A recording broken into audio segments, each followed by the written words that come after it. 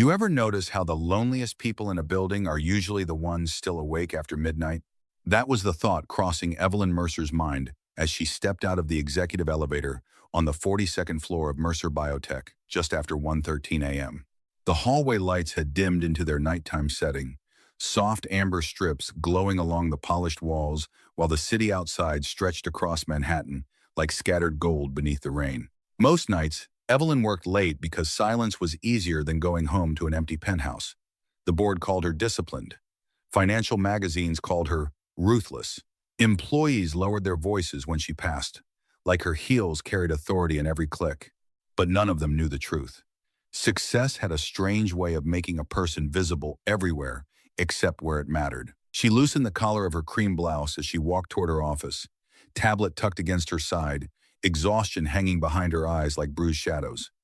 Then she heard it, a voice, low, warm, gentle enough to stop her mid-step. "You still awake, Bug?" The words drifted softly through the nearly empty corridor. Evelyn slowed instinctively. At the far end of the floor, near the security station, sat the night guard she'd seen dozens of times but never really noticed. Tall, black man. Early 40s, maybe. Broad shoulders beneath a Navy security jacket faded at the cuffs, a thermos beside him. Half-finished paperwork spread across the desk. One hand pressed a phone carefully to his ear. "Nah, don't cry now," he whispered. "Daddy's right here." Evelyn should have kept walking. She knew that. But something about his voice felt different from the endless polished conversations filling her days. There was no performance in it, no fear, no ambition, just patience. The kind people couldn't fake. She stopped behind the corner without meaning to listen further. The guard leaned back slightly in his chair, eyes softening in a way she hadn't thought possible for a man built like him. "Okay," he murmured. "One song. Then you gotta sleep for me, deal?" A tiny giggle crackled faintly through the speaker. Evelyn felt her chest tighten unexpectedly. Then the man began to sing, quietly, barely above a hum. Old melody, something simple and slow.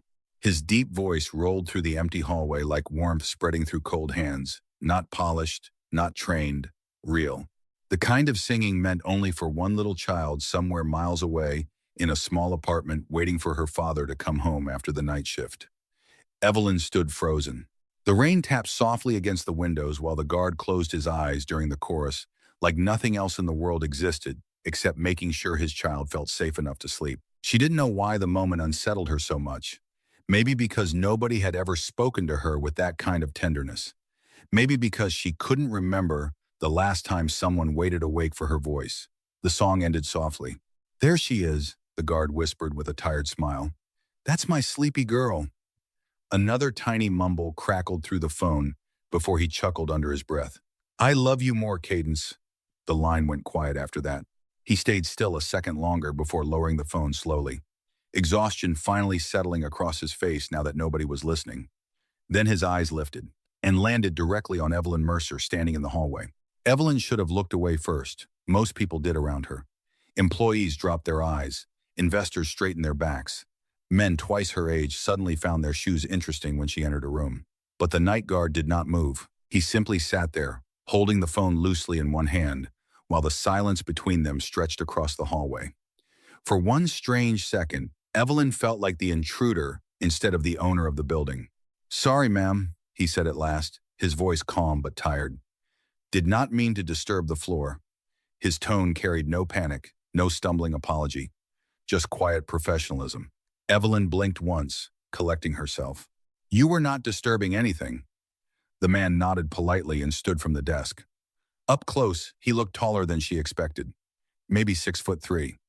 Lean without trying to appear intimidating. The kind of posture built from long shifts and responsibility instead of gyms or vanity. His badge caught the overhead light. Isaiah Brooks. Evelyn realized suddenly she had never once learned the names of the overnight staff. That bothered her more than it should have. "Your daughter?" she asked before she could stop herself. Isaiah's expression softened immediately. Not dramatically, just enough for the exhaustion in his face to rearrange itself into warmth. "Yes, ma'am. Cadence. She is 7.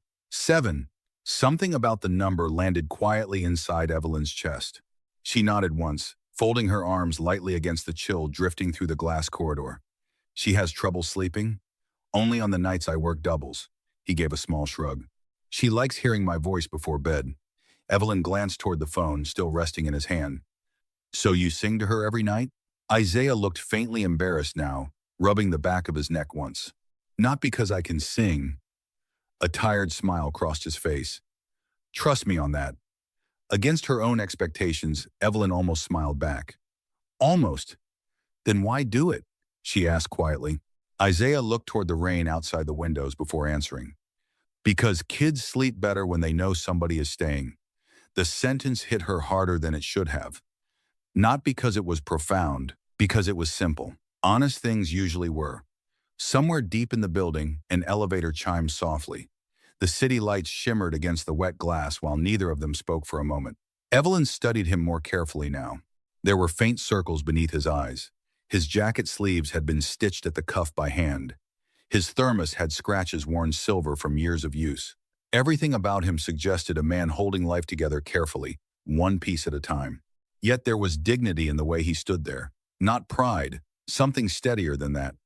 You work every night? She asked. 6 nights most weeks. That sounds exhausting. Isaiah chuckled quietly under his breath. Depends who you ask, and who asks. My daughter thinks I am a superhero because I get to guard skyscrapers. Evelyn looked around the massive executive floor, lined with glass offices and polished marble. Funny thing was, she had spent years building this empire, and nobody had ever described her work with that kind of wonder. Isaiah picked up the flashlight resting on the desk and checked the time on the security monitor. I should finish my rounds, ma'am. Evelyn nodded automatically, though something in her resisted ending the conversation. Strange. She usually avoided unnecessary human interaction after midnight. Good night, Mr. Brooks. He paused slightly at that. Most executives barely acknowledge the overnight staff at all. Good night, Miss Mercer.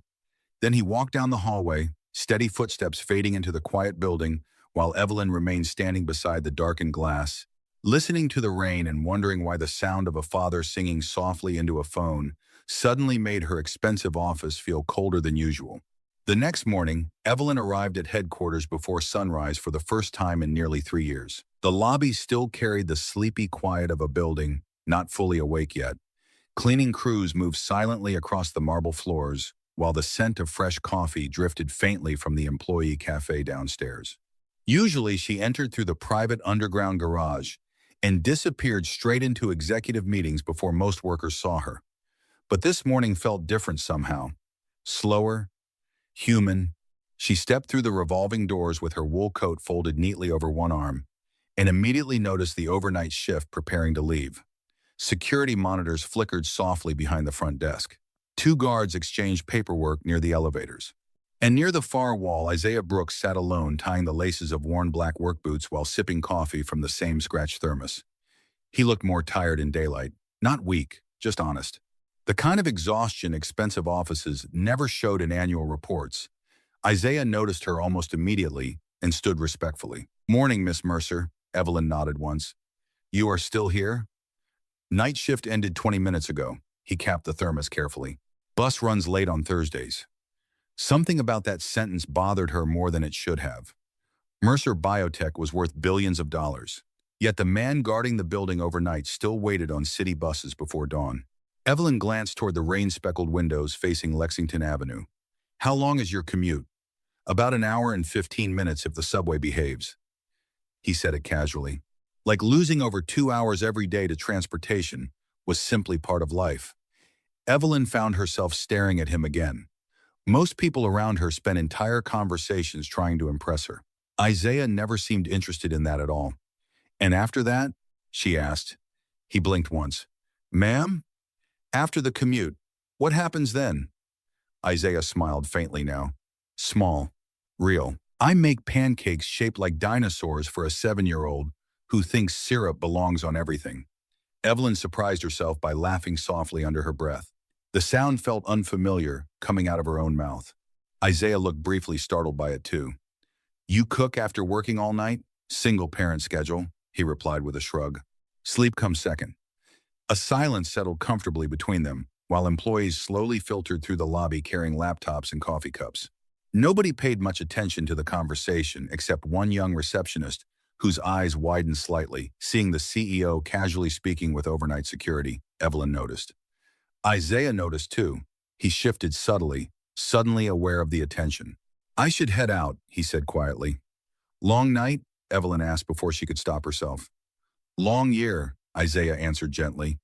Not bitter, not fishing for sympathy, just truth. The honesty of it landed somewhere deep in her chest again. Then his phone buzzed softly in his pocket. Isaiah checked the screen and his whole expression changed instantly. Softer eyes, easier breathing. "That your daughter?" Evelyn asked. He nodded. "Morning check-in," he answered immediately.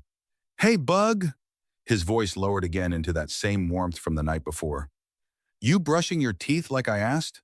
A tiny voice crackled through the speaker loudly enough for Evelyn to hear childish laughter. Isaiah turned slightly away, smiling despite the exhaustion in his face. "No cartoons before school," he said. "I mean it." Evelyn stood there watching him and suddenly remembered something uncomfortable. She could negotiate billion-dollar acquisitions without blinking. She could command boardrooms filled with powerful men.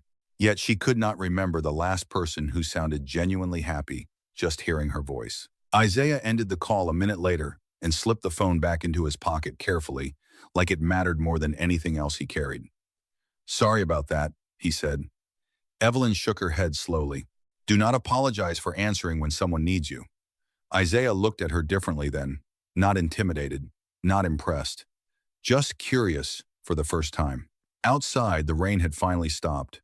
Pale morning light spread across the city while the exhausted night guard and the woman who owned the skyscraper stood in the same quiet lobby feeling, for reasons neither fully understood yet, a little less alone than yesterday.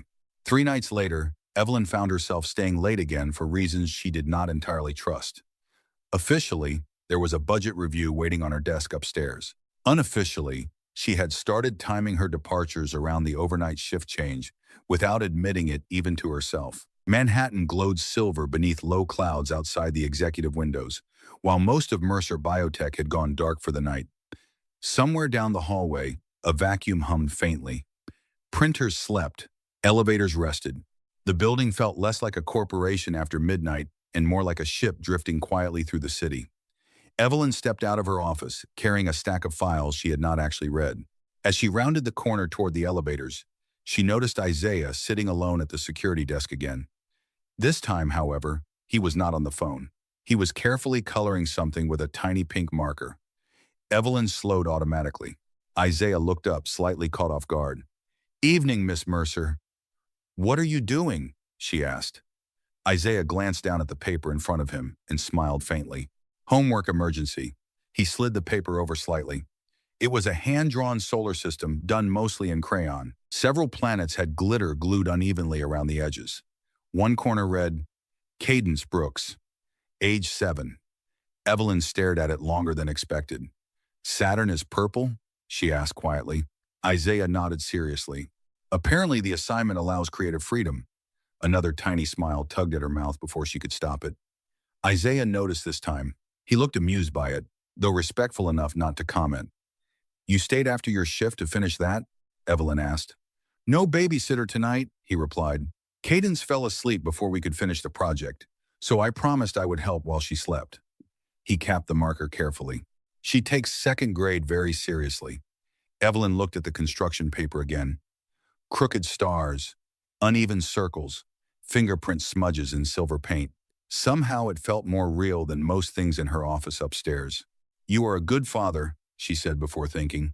Isaiah went still for half a second, not uncomfortable, just surprised by the sincerity in her voice.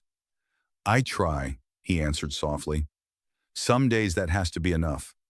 A silence settled between them again, gentler than before.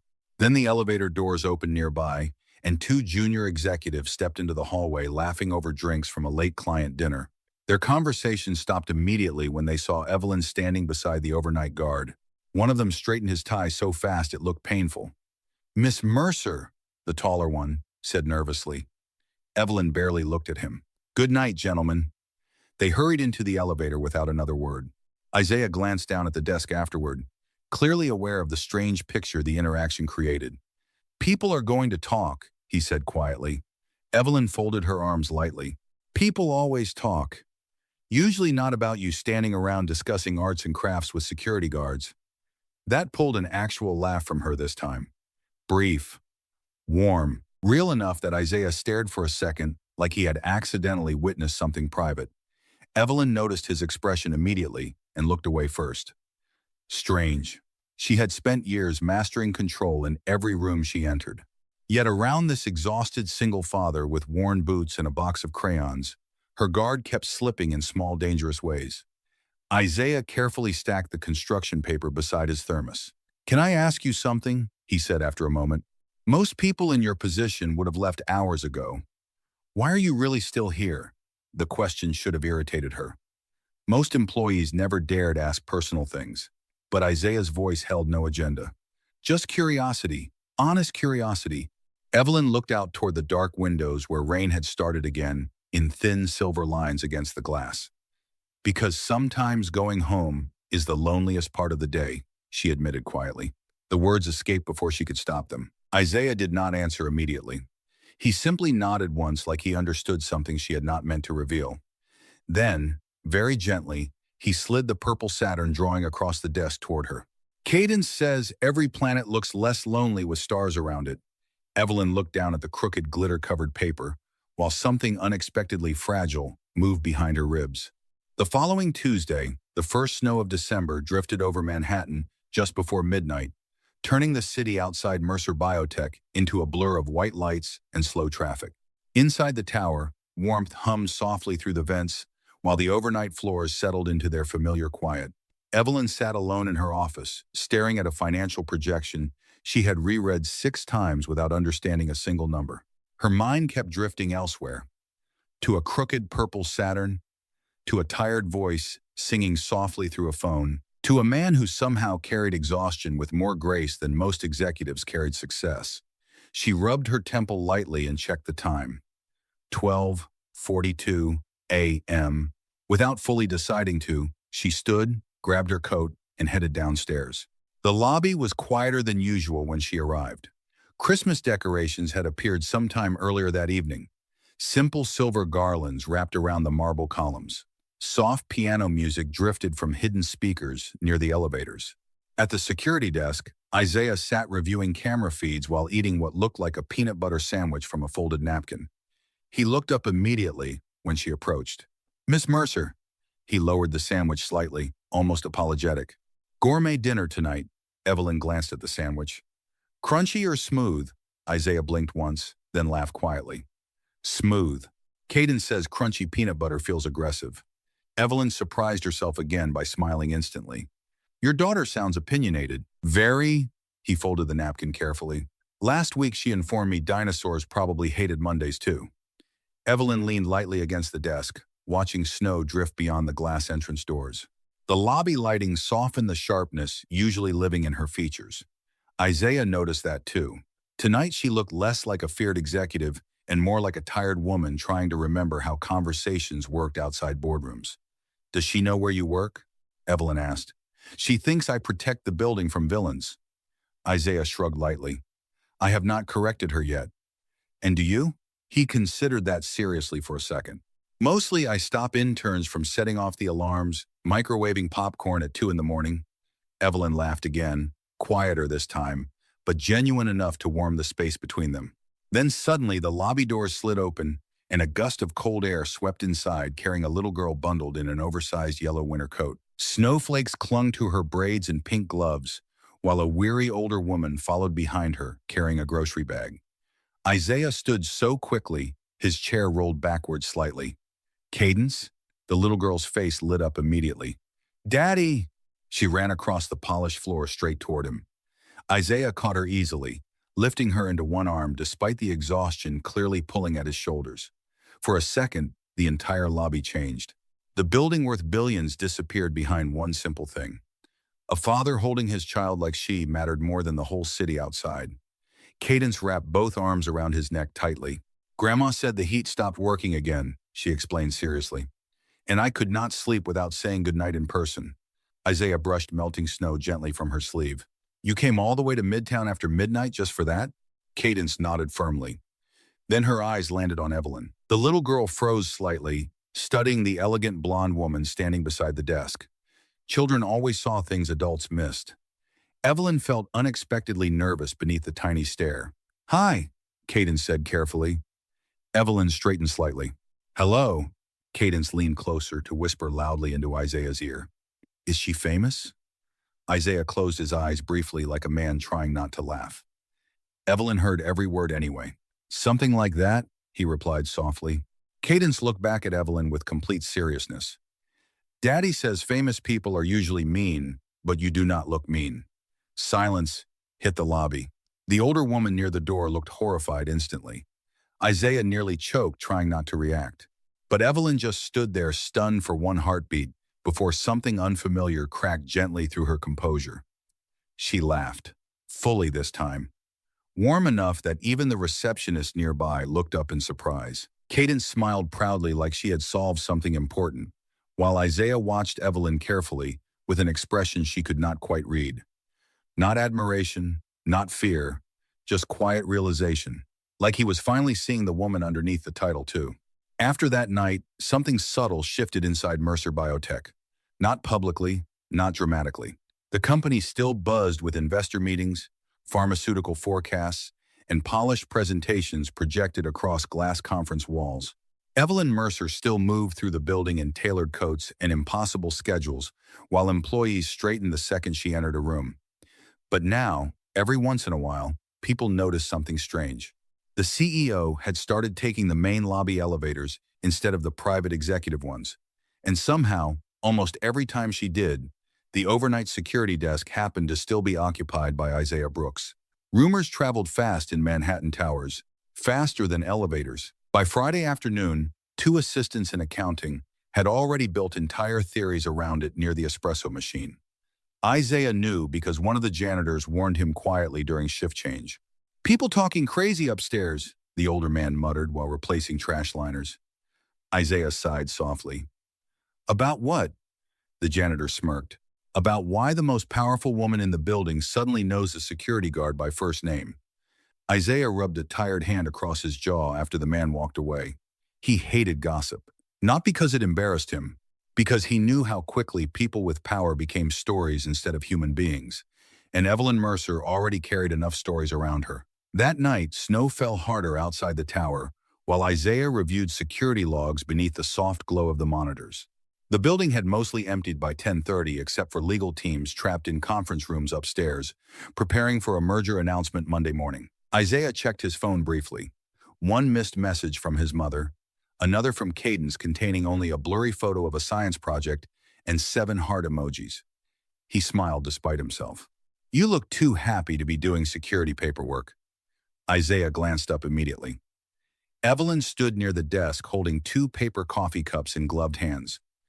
Dark wool coat, hair slightly windblown from outside, snowflakes melting against her sleeves. For a second, Isaiah simply stared. Not because she was beautiful, though she was. It was because nobody had probably ever handed him coffee before at work, especially not someone like her. Evelyn noticed his hesitation instantly. "It is just coffee, Mr. Brooks, not a merger contract." Isaiah accepted the cup slowly. "Thank you. Vanilla latte for me," she said, lifting her own cup slightly. "Black coffee for the man who survives on 3 hours of sleep," Isaiah laughed under his breath. "You remember that? You mentioned sleep deprivation often enough." She leaned lightly against the desk, while snow swirled beyond the windows. The lobby lighting softened the hard lines usually surrounding her face. "Cadence liked the telescope kit," she added casually. Isaiah blinked. "How did you know about that?" Evelyn looked briefly caught. "You mentioned her school astronomy project Tuesday." Isaiah stared at her another second before realization slowly settled across his face. "You sent that package?" Evelyn suddenly seemed far more interested in her coffee lid. "The company charity office handled it, Miss Mercer." She sighed softly. "Fine, yes." Isaiah shook his head slowly, genuinely stunned. "You did not have to do that. I know. That telescope probably cost more than my monthly grocery bill. Then Cadence should discover every planet in the solar system with it. The sentence came out quieter than she intended. Isaiah looked at her differently then. Not with gratitude, exactly. Something deeper, something careful. You are not what people think, he said softly. Evelyn gave a dry smile. That makes two of us. Silence settled again, comfortable now in a way neither fully questioned anymore. Upstairs, somewhere on the 36th floor, laughter echoed faintly from exhausted attorneys surviving on caffeine and deadlines. But down in the warm glow of the lobby, the city felt far away for a moment. Isaiah studied her carefully over the rim of his coffee cup. Can I tell you something honest? Evelyn nodded once. The first night I saw you standing in that hallway, I thought you looked like someone carrying the whole building on your back. Evelyn looked down into her coffee quietly. And now? Isaiah's voice stayed gentle. Now I think maybe nobody ever asked if it was heavy. The words landed softly. No drama, no performance. Somehow that made them hurt more. Evelyn stared at the snow falling outside while something fragile shifted behind her carefully controlled expression. Then, for the first time in years, the woman feared by half of Wall Street looked very tired instead of very powerful. The following Tuesday, the first snow of December drifted over Manhattan just before midnight, turning the city outside Mercer Biotech into a blur of white lights and slow traffic. Inside the tower, warmth hummed softly through the vents, while the overnight floors settled into their familiar quiet. Evelyn sat alone in her office, staring at a financial projection she had reread 6 times without understanding a single number. Her mind kept drifting elsewhere, to a crooked purple Saturn, to a tired voice singing softly through a phone, to a man who somehow carried exhaustion with more grace than most executives carried success. She rubbed her temple lightly and checked the time.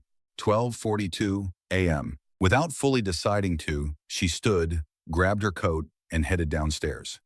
The lobby was quieter than usual when she arrived. Christmas decorations had appeared sometime earlier that evening, simple silver garlands wrapped around the marble columns. Soft piano music drifted from hidden speakers near the elevators. At the security desk, Isaiah sat reviewing camera feeds while eating what looked like a peanut butter sandwich from a folded napkin. He looked up immediately when she approached. Miss Mercer, he lowered the sandwich slightly, almost apologetic. Gourmet dinner tonight. Evelyn glanced at the sandwich. Crunchy or smooth? Isaiah blinked once, then laughed quietly. Smooth. Cadence says crunchy peanut butter feels aggressive. Evelyn surprised herself again by smiling instantly. Your daughter sounds opinionated. Very. He folded the napkin carefully. Last week she informed me dinosaurs probably hated Mondays too. Evelyn leaned lightly against the desk, watching snow drift beyond the glass entrance doors.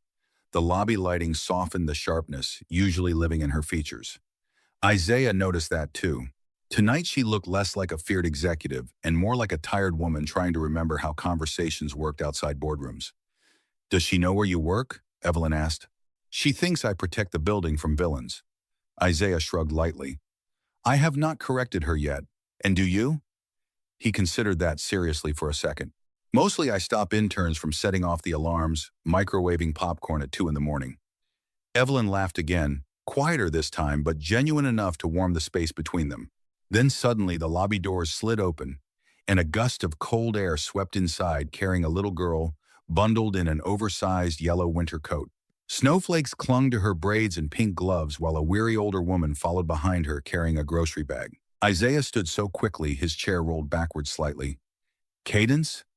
The little girl's face lit up immediately. Daddy! She ran across the polished floor straight toward him. Isaiah caught her easily, lifting her into one arm despite the exhaustion clearly pulling at his shoulders. For a second, the entire lobby changed. The building worth billions disappeared behind one simple thing. A father holding his child like she mattered more than the whole city outside. Cadence wrapped both arms around his neck tightly. Grandma, said the heat stopped working again, she explained seriously. And I could not sleep without saying goodnight in person. Isaiah brushed melting snow gently from her sleeve. You came all the way to Midtown after midnight just for that? Cadence nodded firmly. Then her eyes landed on Evelyn. The little girl froze slightly, studying the elegant blonde woman standing beside the desk. Children always saw things adults missed. Evelyn felt unexpectedly nervous beneath the tiny stare. Hi, Cadence said carefully. Evelyn straightened slightly. Hello, Cadence leaned closer to whisper loudly into Isaiah's ear. Is she famous? Isaiah closed his eyes briefly like a man trying not to laugh. Evelyn heard every word anyway. Something like that, he replied softly. Cadence looked back at Evelyn with complete seriousness.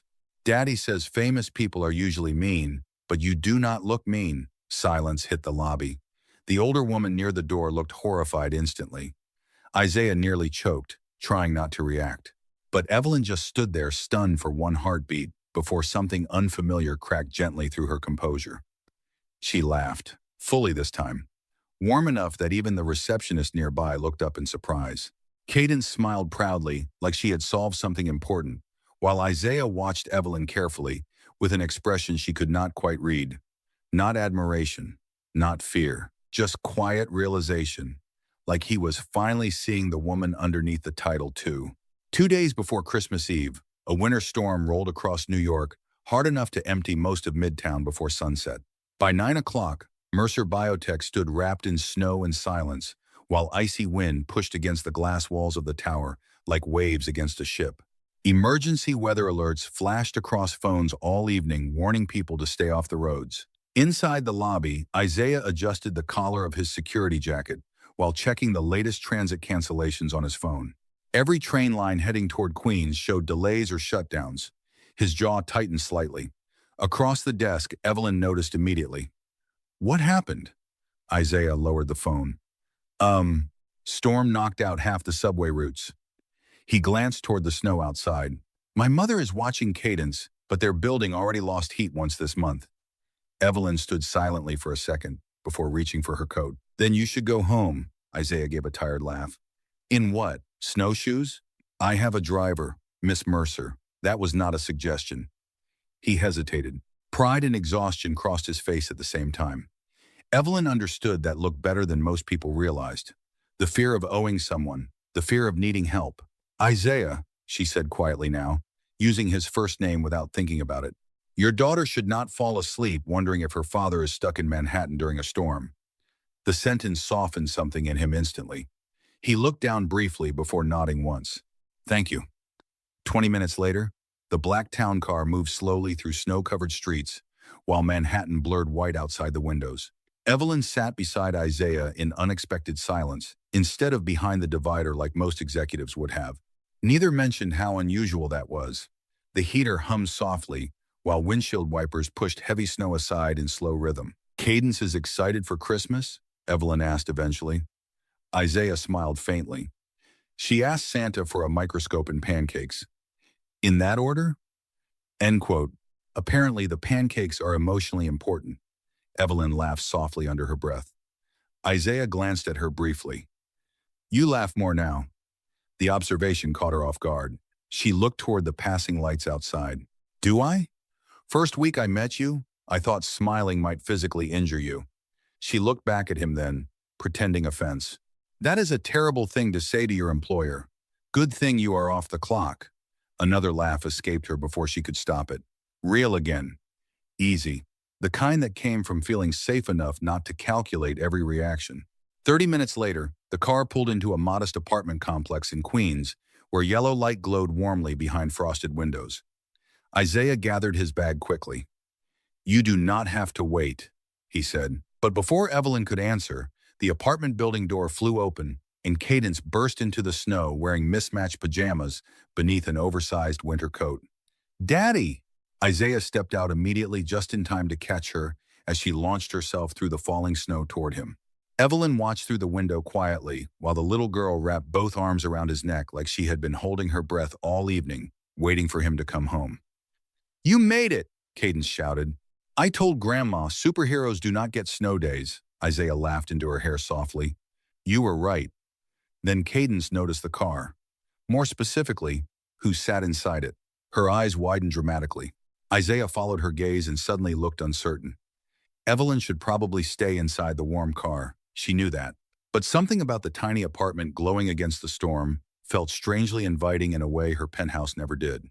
Isaiah opened the car door carefully. Snow drifted between them in soft white spirals. "Cadence wants to know if you would like hot chocolate," he said. Evelyn blinked once. "At midnight? Apparently that is when it tastes best." Through the apartment doorway, warm light spilled across the snow, while the smell of cinnamon drifted faintly into the freezing night air. Evelyn looked past Isaiah toward the tiny home waiting behind him.